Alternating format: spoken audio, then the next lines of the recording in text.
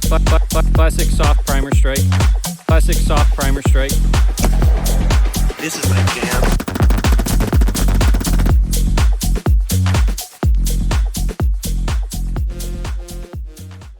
Welcome back to I Don't Have a YouTube. Today we're going to talk about tuning for reliability with the FRT 15-L3 trigger, and let's get started. So up to this point I've been really looking for what kind of rate of fire can I get, and we were able to achieve 1,487 rounds per minute, but it wasn't very reliable. This is my jam. It's definitely not something I would have put in my own safe as a defensive weapon, would not have trusted it, and so it's not been in circulation for that purpose. What are we talking about when we're tuning these things? The number one issue that I see is bolt bounce. That's all we're trying to do, is get rid of bolt bounce. And when I was tuning to go faster, I got a lighter bolt carrier group so I could reciprocate faster. And because it's lighter, the buffer has more influence over the bolt carrier group and can, at a faster rate, seat that bolt carrier with a lighter weight in the buffer. And that's what we did with the Unrivaled buffer system's competition buffer.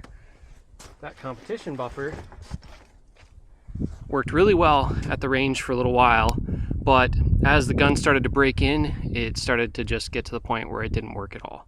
I've seen that happen on multiple FRT builds. When you first put the trigger in, it works great for a mag or two, and then it quits working. And I think that has a lot to do with the piston rings on the bolt getting seated in, and those can actually help fight bolt bounce. I don't know if you remember grabbing a brand new bolt carrier in the past, but this is usually pretty stiff, and it's supposed to be stiff enough to balance the whole thing on, but it's not supposed to be really hard to move. So once that breaks in, you lose that advantage of helping that seat, and that's why, you know, it ran great. I'm running an H1. Why won't it run anymore? People go down a rabbit trail of, well, what do I do now? It can't be something I need to buy, right? Because it ran great on the first mag. Now, if you have a H1, you probably need a H2. That being said, the shorter your gas system, the faster this is going to reciprocate anyways. It's a lot more aggressive, say, on a pistol gas length than it would be on a rifle gas length. So far, I've personally tested mid-length on my SIG M400, and I got that just out of the box with an H2 buffer to run 705 rounds per minute very reliably. But you step that down to a carbine length, and now this is a little bit more aggressive. Now, if the only thing you have to tune with is the buffer, then that's what you're going to do. That's why you see a lot of people recommend, oh, you have a pistol length, let's put a H3 or even heavier in it and slow it down. And that's fine. We have the advantage of being able to tune with gas and with weight. So we're going to kind of play around with the gas settings and try to get it running right. Now, I 100% know putting this H1 Geissele buffer and spring in my gun will make it run reliably.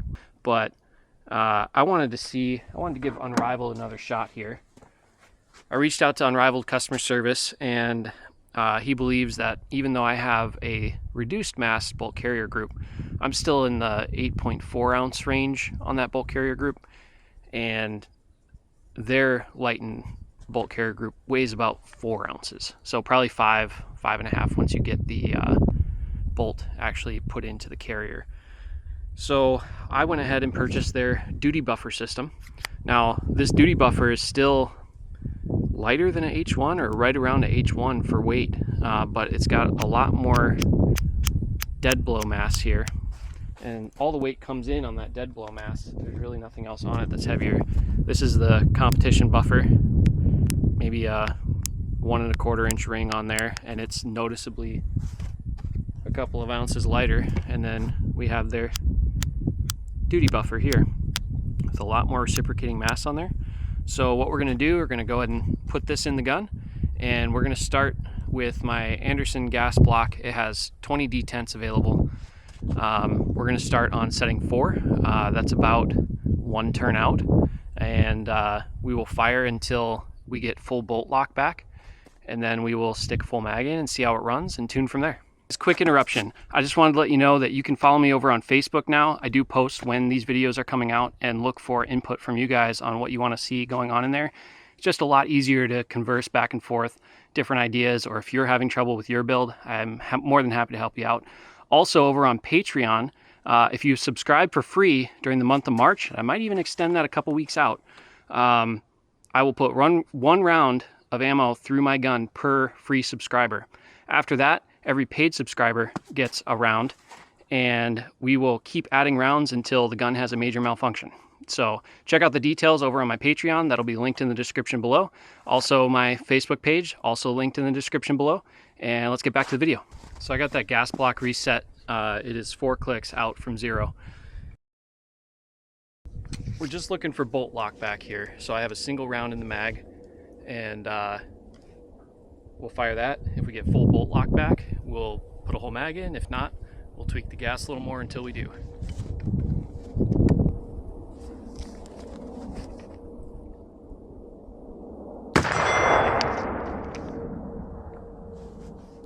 All right, so we did not get bolt lock back, and it did not eject the shell.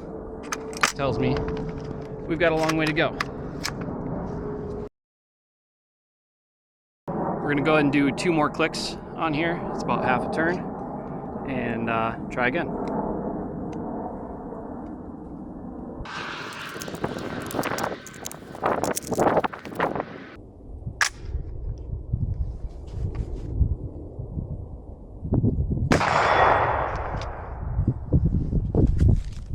All right, so we're at 6 clicks out total, so about a turn and a half. We got partial bolt lock back here.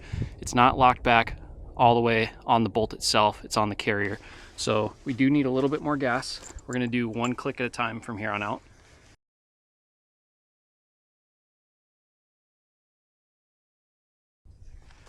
All right, we'll give it another shot here.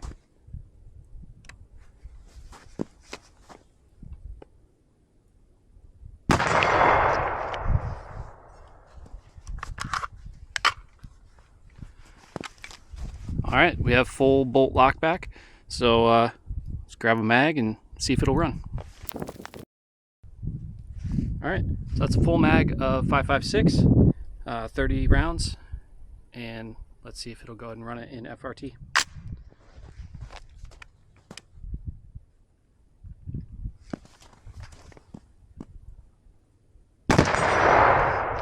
This is my jam.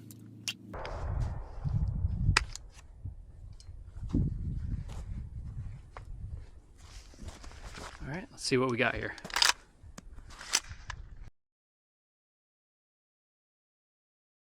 We got a light primer strike on that one. Classic soft primer strike.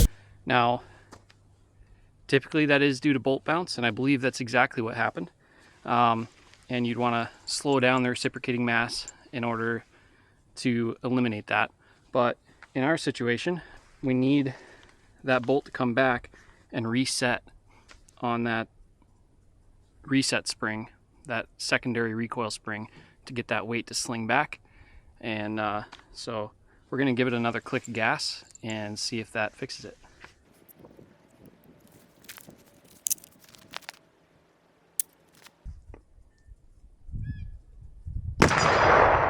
This is my jam.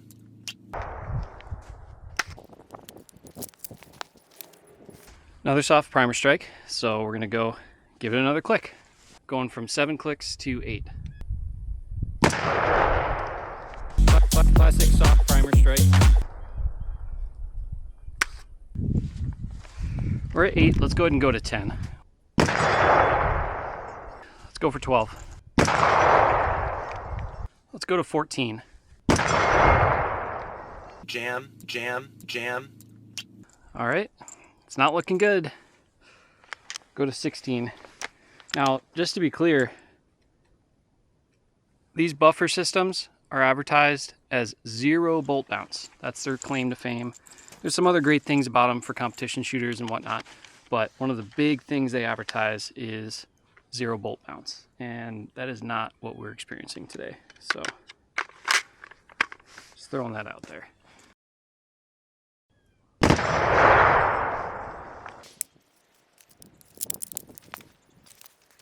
Well, that got 2 shots off, so we'll go from 16 to 17.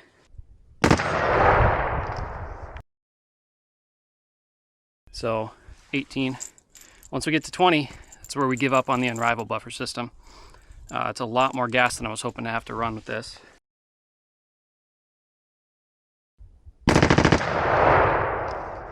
All right, that was like 6 or 8 shots on 18 clicks out, then a soft primer strike. But getting into range that's better again, which I know is really weird. It's weird for me too. But at this point, we're just listening to the gun. And also, I do know that that reset of that dead blow weight happens when it hits that secondary spring. It's got to hit it pretty hard. So I'm gonna go grab a fresh mag and we'll try 19 clicks.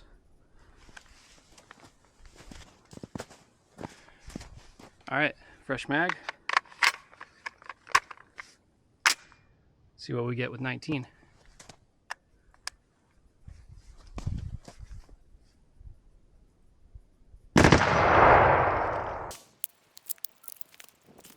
Another one.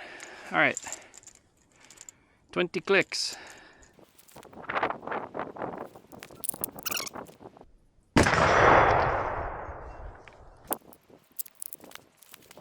Well, that's really frustrating.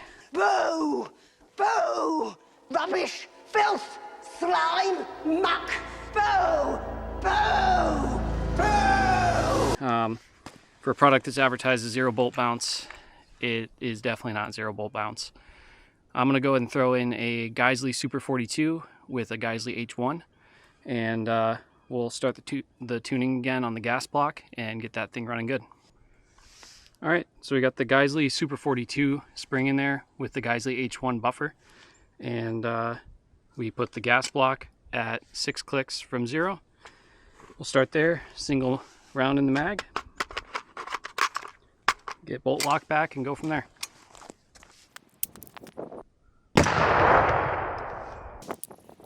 All right, we did eject the shell, but we did not get bolt lock back, so I'm gonna give it 2 more clicks. So we'll go from 6 to 8.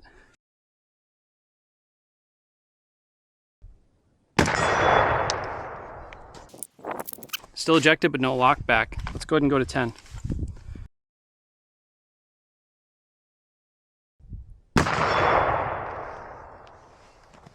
All right, at 10 we're getting partial bolt lock back. It's catching on the carrier, not the bolt. So we'll go ahead and go to 11.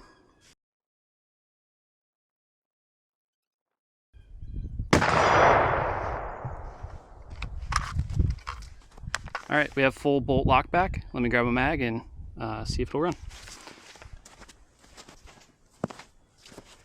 All right, full mag of 5.56. Let's give it a shot.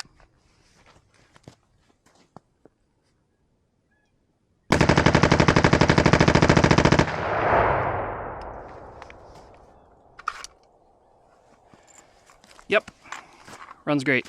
So that Unrivaled buffer is about 3 ounces. The H1, we're looking at about 3.4 ounces, and it's a lot happier with that.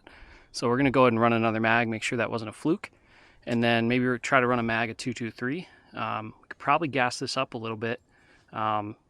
Typically, once you get bolt lock back, go another half to a full turn. So we might go ahead and let's just go ahead and do another half turn just to make sure it's reliable, and run another mag.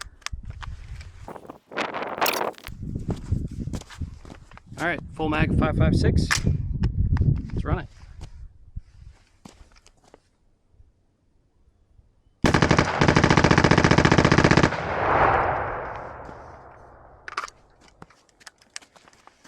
Ran the whole mag, locked back the bolt, and it ran really well. We'll try some 223 and go from there.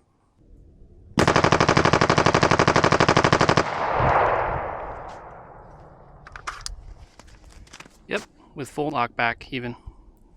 All right, so I went ahead and counted the clicks so I know where we're at. Again, this is a Anderson adjustable gas block, has 20 positions.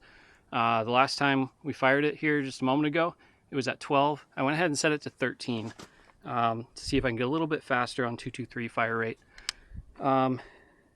this has proven pretty reliable, I think, but just to be extra sure, I've got 2 mags of 5.56 and 2 mags of 223, and I'm going to run them 5.56 first, 223, 5.56, 223.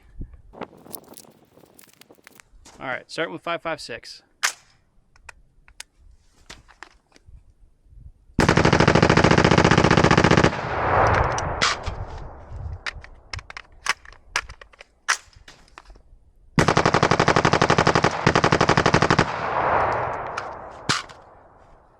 Back to 5.56.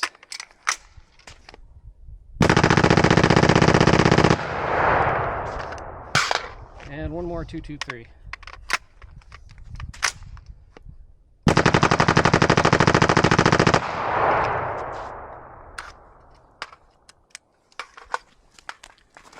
All right, so obviously it runs a lot faster on 5.56 than it does on 223. Could put some extra gas in it to get it to run better on 223, but then the 5.56 is going to be too far over gassed. One thing that I did get a lot of help from Unrivaled buffers on this, and their technician said that the ejection pattern that you see can't really be compared to a mil-spec reciprocating mass. With a reduced mass bolt, it is going to look like it's overgassed even when it's not, because that bolt is naturally traveling faster. That's one of the main purposes of a reduced mass bolt carrier group, is to reciprocate faster. So the ejection pattern doesn't really play into that nearly as much. You know, you can still tell some things from it, but it's kind of like uncharted territory, if you will, because the point is to reciprocate faster. So what did we learn today? Well, don't spend hundreds of dollars on buffer systems. Just get the Geissele H42 and H1 buffer.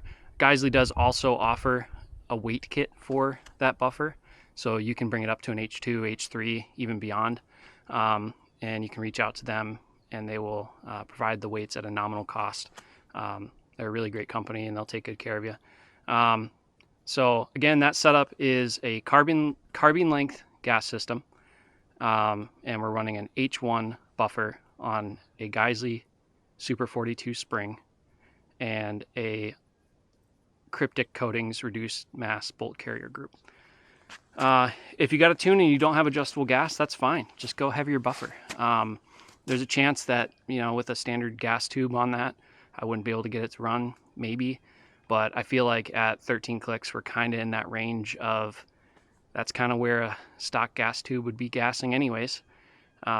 So did I need an adjustable gas block? Maybe not. But that's what I was able to get to run. And if you have any questions, put them down in the comments. Happy to answer based on my experience. Again, I never claimed to be a gunsmith. I'm not a gunsmith. I'm an enthusiast that has jumped down this FRT rabbit hole and just taking you all along for the ride with me. So if you have any input, that's where I get a lot of my good ideas, from the comments section. I vet them. There's some weird ones in there, okay? But yeah, just comment and just let me know what you want to see next. And for now, I've got a reliable gun. I have no idea what the fire rate is, but future me does, so put it right there. Ooh, wow, that's crazy that it's reliably firing at that rate. Oh wait, that's 5.56. Oh wow, it slows down quite a bit in 223, but that's still acceptable. All right, we got a new gun on the channel today. It's the JTS M12AR, 12 gauge AR-10 basically. Let's go and do a mag dump with this.